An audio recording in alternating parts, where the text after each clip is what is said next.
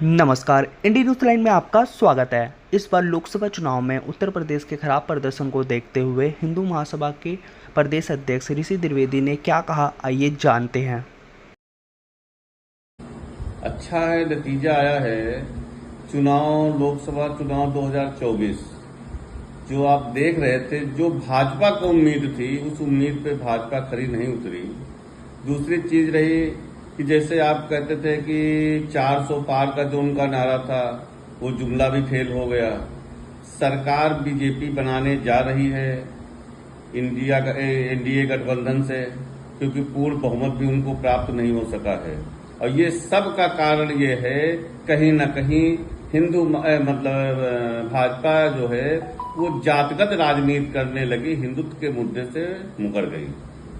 Sir, Ayodhya एक बहुत बड़ा मुद्दा बना है, क्योंकि अयोध्या में श्री राम जी का मंदिर लाने वाली बीजेपी ही है। ये बीजेपी ने हमेशा बोला है और वो अयोध्या ही हार गई। इसको आप कैसे देखते हैं? यही एक भ्रम है, मीडिया के द्वारा भी फैलाया गया और मोदी जी के द्वारा भी फैलाया गया कि राम जन्मभूमि पर जो मंदिर बना है वो भाजपा की देन है, जबकि यथार्थ ये नहीं है। क्योंकि जो वहां का मूल निवासी अयोध्या का है, फैजाबाद का है, उसको सब पता है। वहां की वोटर को, वहां की जनता को पता है कि इसका मूल कर्णधार कौन है। कौन, जो हिंदू महासभा मुकदमा लड़ रही थी राम जन्मभूमि के लिए, उस समय गोंडा जिला होता था, हमारे गोपाल सिंह विशारद जी थे, उन्होंने मुकदमा 1949 में दायर किया था राम जन्मभूमि को लेकर के। तब से लेकर के और अभी तक सुप्रीम कोर्ट में मुकदमा चला, हाई कोर्ट में चला, उसके बाद सुप्रीम कोर्ट से विजय प्राप्त हुई।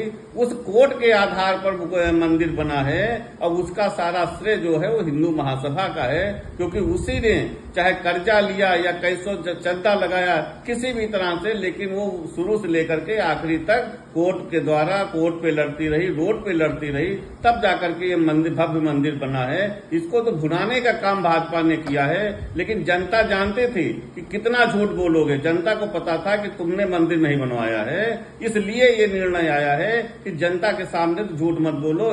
जहां पर बात है उस चीज को वहां का हर व्यक्ति जानता था कि ये भाजपा, हिंदू महासभा की देन है, भाजपा का इसमें कोई हाथ नहीं है। सर, हिंदू महासभा के प्रत्याशी भी हारे हैं। बिल्कुल। तो इस पर आपका क्या कहना है? बहुत अच्छा लड़े हैं। जिस हिसाब से प्रथम बार मैंने चुनाव लोकसभा में उतारा था, हमारे बहुत से प्रत्याशियों का पर्चा खारिज कराया गया, निरस्त कराया गया। उसके बाद भी 3 प्रत्याशी हमारे उत्तर प्रदेश में मैदान में आए। गोरखपुर से श्री सुधांशु श्रीवास्तव जी, और सलेमपुर जो देवरिया जिले की लोकसभा सीट है, वहां से श्री नारायण मिश्रा जी, और कुशीनगर से अमी उपाध्याय जी, 3 लोग मैदान में थे। और सबसे अच्छी बात है कि अमी उपाध्याय जी को लगभग 4,500 वोट मिला और 3,500 वोट से वहां पे रविंद्र जी कुशवाहा जी भाजपा के थे, वो हार गए। सर, बीजेपी को हिंदुओं की पार्टी बोला जाता है और बीजेपी के बारे में ये बोला जा रहा है कि अब सरकार थोड़ी मुश्किल है। आपकी इस पर राय क्या है? यदि बीजेपी हिंदुओं की पार्टी है तो हिंदू महासभा बीजेपी के साथ क्यों नहीं है, ये बता दीजिए। एक जातगत अपना दल जो कुर्मियों पटेल की पार्टी है, एक राजभर जो राजभर की पार्टी है, निषाद जो निषादों की पार्टी है, उनको आपने अपने साथ रखा। आपने जातगत राजनीति का बढ़ावा दिया। जो हिंदुओं की पार्टी है, जो सर्वप्रथम पार्टी हिंदुओं की है, हिंदू महासभा, उसको भाजपा अपने साथ क्यों नहीं रख रही? यदि हिंदुत्व की बात करती है भाजपा, तो इस बार मोदी जी का वोट प्रतिशत अगर हम देखें तो 2019 के मुकाबले में कम रहा। इस पर आप क्या कहना चाहेंगे? वो चीज मैंने पहले भी बता दिया है कि झूठ बहुत दिन नहीं चलता है। सच्चाई ये है कि हिंदुत्व का चोला ओढ़ करके और आप जातगत राजनीति करोगे तो ये परिणाम भुगतने के लिए तैयार रहिए। क्योंकि भाजपा को हिंदू ने पसंद किया था, किसी ब्राह्मण ने, किसी ठाकुर ने, किसी वैश्य ने नहीं पसंद किया था। भाजपा को हिंदुओं ने पसंद किया था।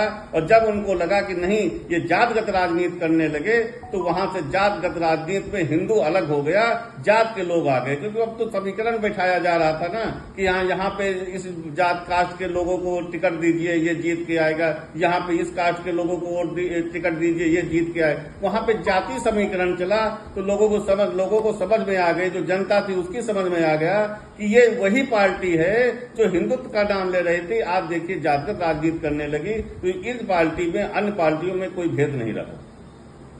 सर, हिंदुओं के मुद्दे पर तो हिंदू महासभा भी है, हिंदुओं के मुद्दे पर बीजेपी भी है, हिंदुओं के मुद्दे पर शिवसेना भी है। आखिर हिंदू चुने किसको, ये एक बड़ी कंफ्यूजन। मुझे एक चीज बता दीजिए कि यदि हिंदुओं के मुद्दे पर भाजपा है तो फिर सबका साथ और सबका विकास कैसे संभव है?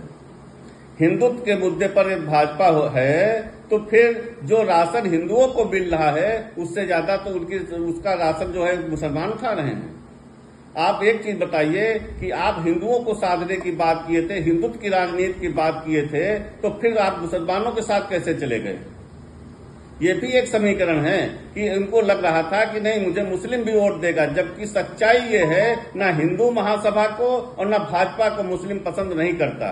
लेकिन ये कहीं ना कहीं अपने वादे से मुकर गए और मुसलमानों को भी साधने का जो कार्य किया है उससे उनको ये क्षति हुई है।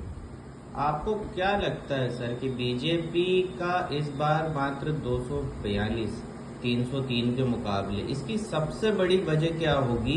क्या वो मुसलमान थे जिनने बीजेपी के खिलाफ जाकर के वोट किया, या क्या वो हिंदू थे जिनका भरोसा जो है बीजेपी के ऊपर नहीं रहा?